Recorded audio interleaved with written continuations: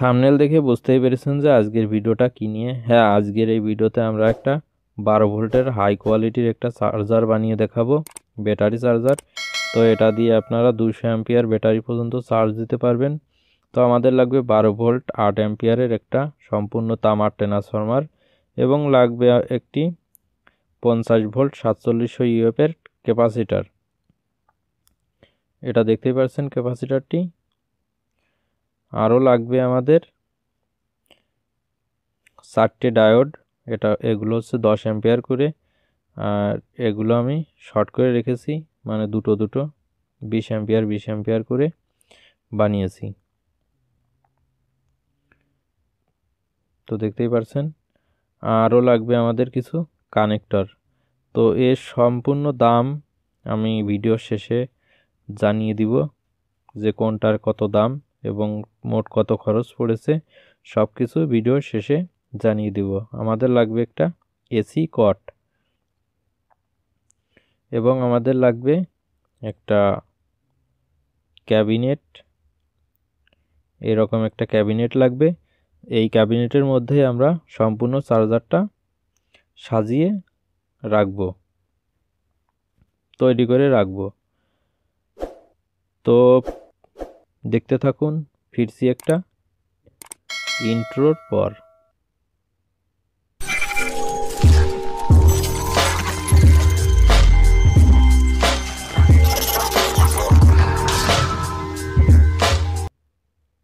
তো ফিরলাম ইন্ট্রোর পর। ভিডিওটা ছোট করার জন্য আমরা যে ক্যাবিনেটের 4টা ছিদ্র করে রাখছি, এখানে আমরা ট্রান্সফরমারটা বসাবো। আর ট্রান্সফরমারটি যাতে বডির সাথে শর্ট না হয়, সেজন্য আমরা এরকম একটা কাগজ ব্যবহার করেছি।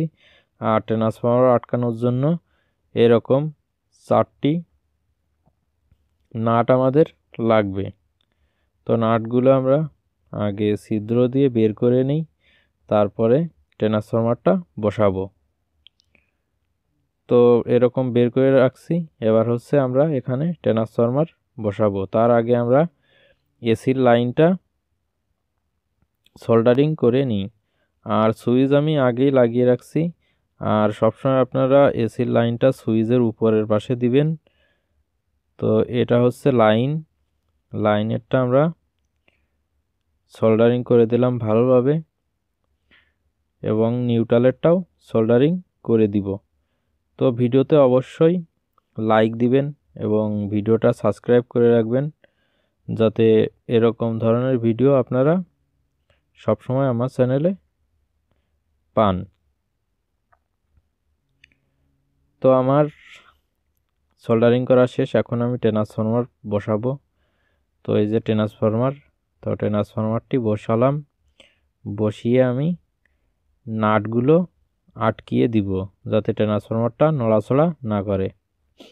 আর ট্রান্সফরমার যে তার আছে, যে এসি তার, আমরা এসি তারগুলো সুইচের সঙ্গে সংযোগ করে দিব।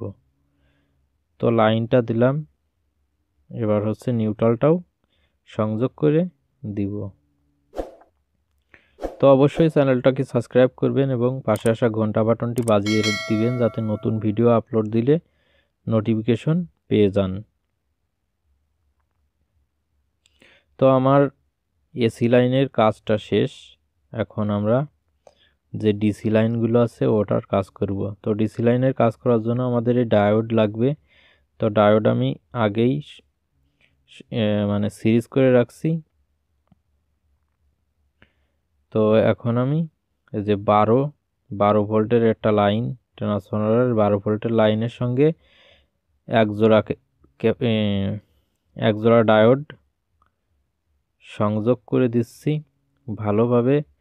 এই যে কানেক্টর দিয়ে ভালোভাবে প্যাচ দিয়ে আটকিয়ে নিব, যাতে লাইনে যেতে কোনো সমস্যা না হয়। অপর প্রান্তেও ঠিকই একই রকমের কাজ করব। তো অপর প্রান্তেও আমরা ডায়োডগুলো আটকিয়ে নিব। তো দুটো 12 যে লাইন আছে, এই 12 লাইনের দুটোতেই আমরা ডায়োডগুলো লাগাবো। আর যে মাঝে যে নিউট্রালটা আছে মানে 0 ভোল্টটা আছে ওটা আমরা নেগেটিভের জন্য ব্যবহার করব। তো আমার লাগানো শেষ। এখন আমি এই দুটোর মাথা শর্ট করে দিব। আর এই শর্টের সঙ্গে আমরা একটা ওই যে আগে যে ক্যাপাসিটরটা দেখালাম ওই ক্যাপাসিটরটা লাগাবো।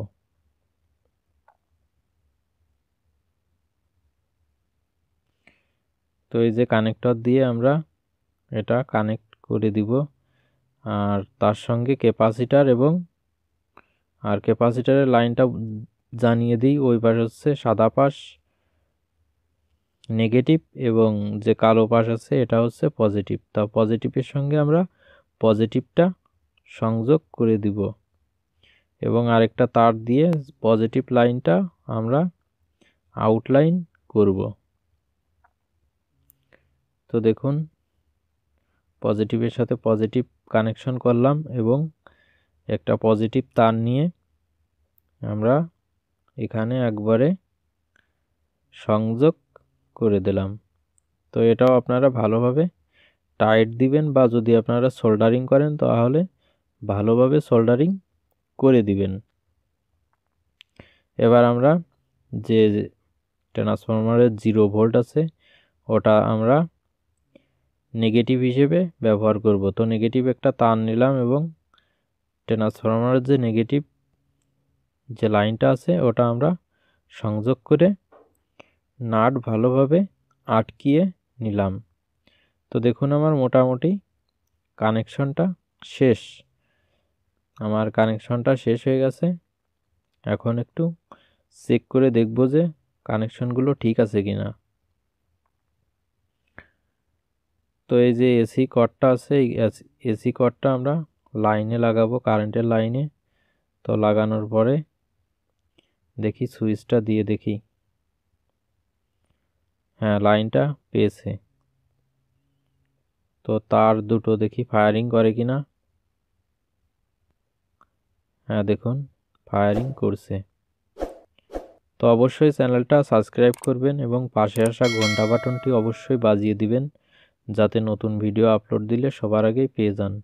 তো আমার এই কাজটা মানে সম্পূর্ণ হয়েছে। এখন আমি কভার দিয়ে এটা আটকিয়ে দিব। তো কভার দিয়ে আটকিয়ে দিই। তো আমি বলেছিলাম দাম বলবো, তো ট্রান্সফরমারের দাম হচ্ছে 800 টাকা আর ক্যাপাসিটরের দাম হচ্ছে 80 টাকা আর 4টা ডায়োডের দাম 40 টাকা আর ক্যাবিনেটটার দাম 250 টাকা। তো আপনারা 1500 টাকার মধ্যে এইরকম চার্জার বানাতে পারবেন। তো এখন আমি চেক করে দেখব যে আমার যে চার্জারের আউটপুট লাইনটা কত ভোল্ট আউটপুট দিচ্ছে। তো দেখুন 22.6 ভোল্ট আউটপুট দিচ্ছে। তো এটা লোডে পড়লে 13-14 এরকম দিবে। তো এই যে লাল তার ব্যাটারির, আমরা ব্যাটারির কানেকশনটাও একটু দেখে নিই ব্যাটারিতে কত ভোল্ট আছে। তো দেখি ব্যাটারির, তো দেখুন ব্যাটারিতে 12.4 ভোল্ট এখন স্টিল আছে। তো আমরা ব্যাটারির যে পজিটিভের সঙ্গে চার্জারের পজিটিভ লাইন এবং ব্যাটারির নেগেটিভের সঙ্গে চার্জারের নেগেটিভ লাইন সংযোগ করে দিয়েছি। এই যে দেখুন সুন্দর করে সংযোগ করে দিয়েছি।